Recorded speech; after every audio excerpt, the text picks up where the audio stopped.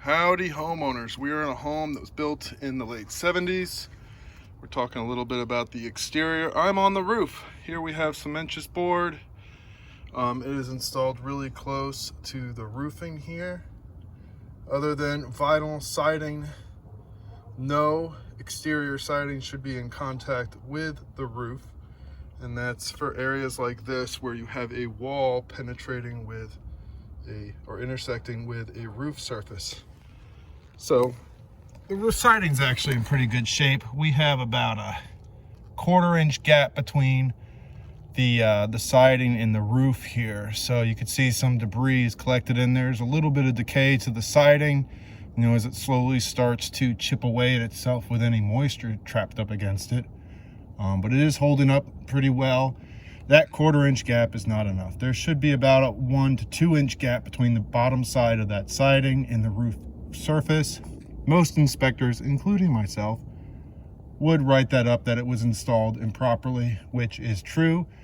Even at the time of construction, manufacturers of this siding would have said leave a 1 to 2 inch gap between the siding and the roof.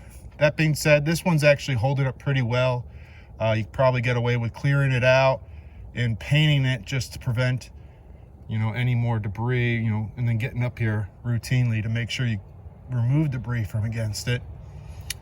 Otherwise, you have to come in here and trim this siding back. You risk damaging the counter or the step flashing underneath. So at this point, it was just installed improperly and should just be regularly cleared and painted and maintained just to prevent any more damage to the siding.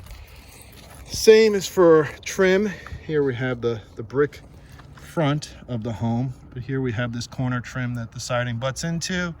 And no surprise, where this downspout was installed, debris piled up against it, which is causing moisture to be trapped up against it and rotting out the trim. Trim too should not be in contact with the roof surface.